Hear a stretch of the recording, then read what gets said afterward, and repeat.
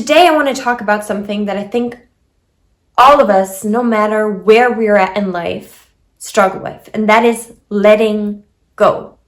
Letting go of past experiences, letting go of relationships, letting go of people who didn't treat us the way we wanted to be treated, letting go of negative things, letting go of things that we can't change right now, and letting go of pain that honestly a lot of the times we keep alive ourselves. This is pain, and those are experiences that are way in the past. They have happened years ago, maybe even decades ago for some of you.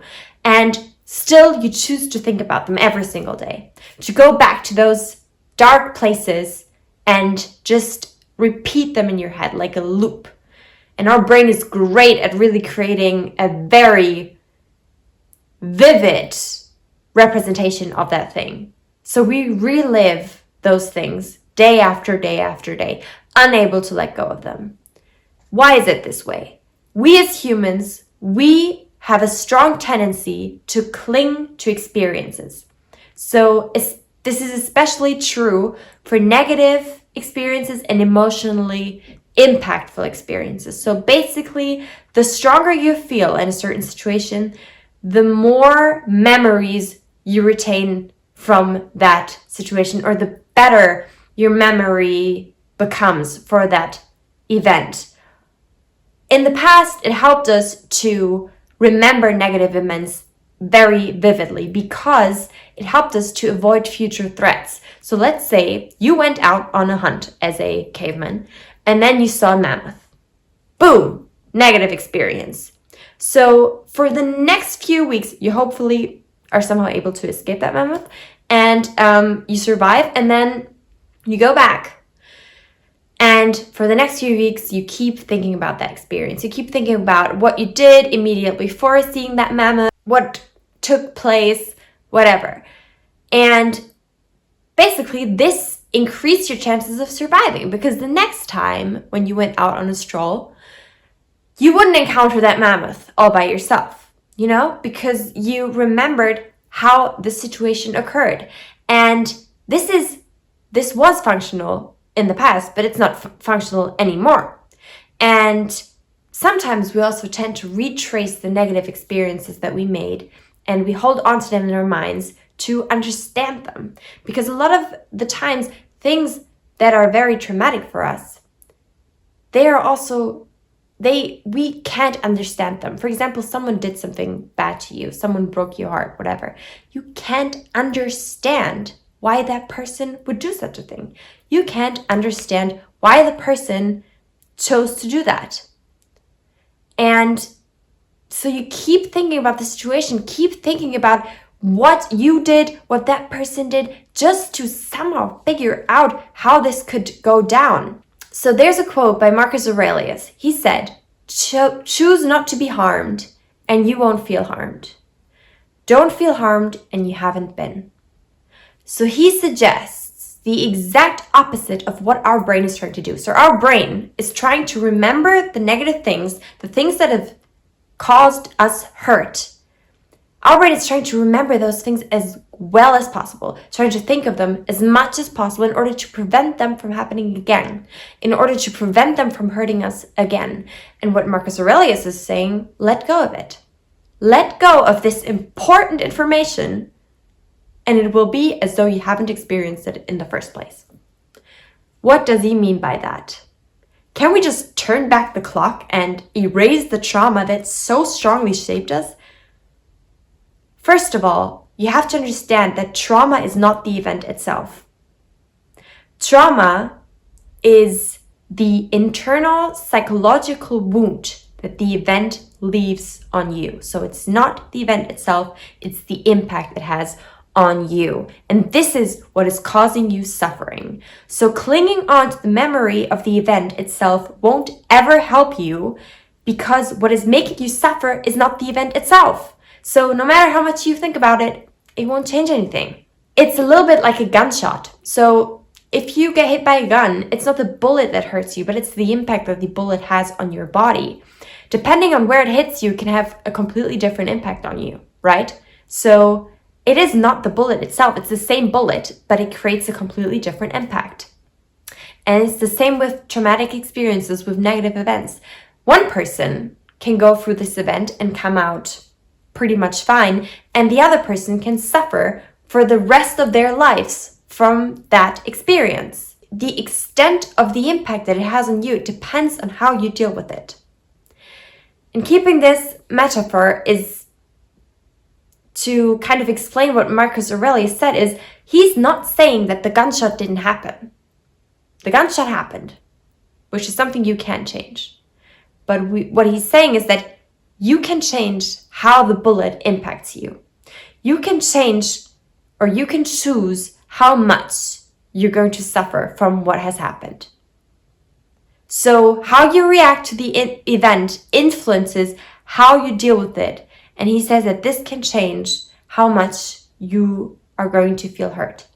So what he bases his argumentation on is that we can choose how we feel. This is basically hidden in that quote. He says that we can choose how to feel, and this gives us immense power. So you might think to yourself right now, can we really though? Can I really choose how I feel? Because a lot of the times I feel like my brain is just doing what it wants. It clings to these negative experiences like crazy. It goes over them, ruminates over and over again. It even remembers the negative stuff better. How could I possibly control how I feel? And this is true to some degree, but actually we do have some control over how we feel. There's a concept in psychology, and it's called the cognitive appraisal theory. And it basically says that our emotional reaction to what happens to us, it doesn't come directly from the events that we experience. No, it comes from how we evaluate those events. So when something happens, like somebody criticizes you, your brain does not immediately create an emotion.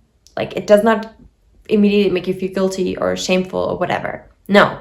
First, it assigns meaning to the utterance, to the thing that has been said. So it might say, oh, that's unfair, or they probably hate me, they're attacking me. And from this appraisal, the lens that you choose to see this event through, comes the emotion, comes your emotional response to it. So the event does not cause the emotion. It's your appraisal that does. And it's not like a stack of dominoes, okay? You can change your interpretation of the event. And if you reframe it, if you change the way you value it to, let's say, that's just feedback, that's their opinion, they're trying to help me, the emotional impact that this very same event has, the very same bullet has, changes completely. So you can basically change the impact it has. And this is exactly what Marcus Aurelius was saying 2,000 years ago. He said, the event itself is neutral, but what gives it shape is our judgment, how we perceive it, the lens that we choose to see it through. And this is the act of perceiving.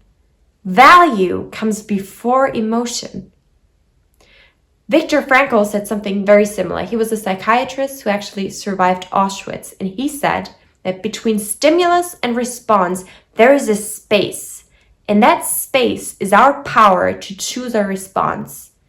In our response lies our growth and our freedom.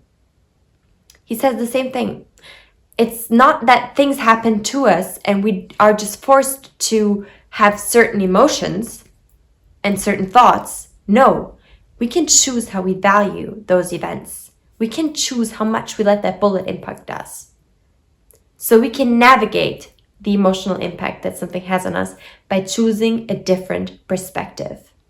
And what has happened probably, if you see your life in a very negative light, it's you learned to immediately assign negative values to the things that happen to you. So this is what happens in depression, for example. People start to see their life through a dark cloud.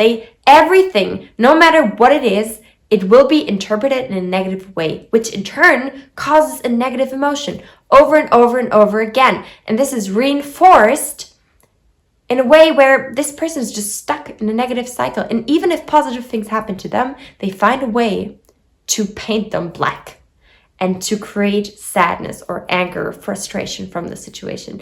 And this is a vicious cycle because you train your brain to think that way. And it becomes almost automatic. Almost. Because you have the power to change.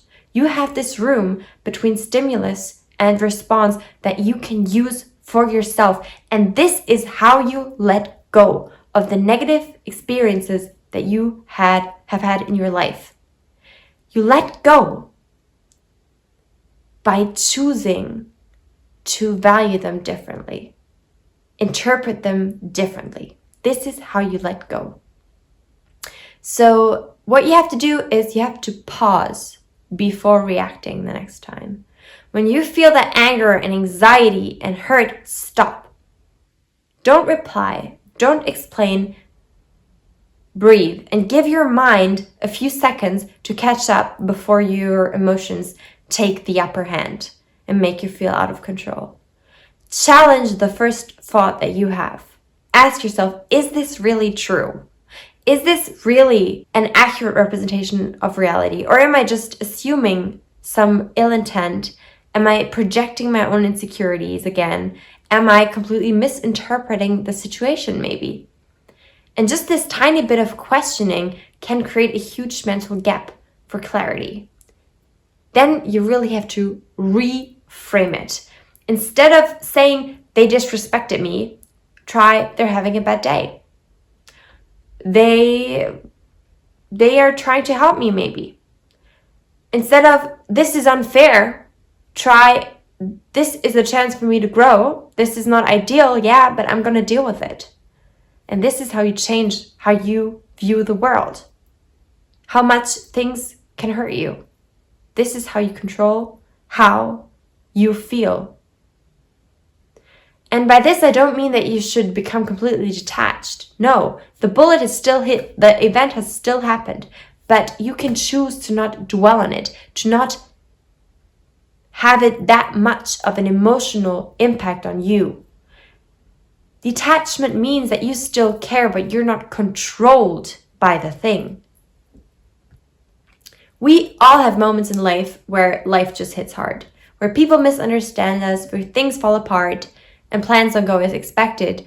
But when we stop trying to control the uncontrollable by thinking about it over and over again, and instead focus on mastering our reaction to it, taking our focus and putting it back on ourselves, you're essentially taking your power back by doing that.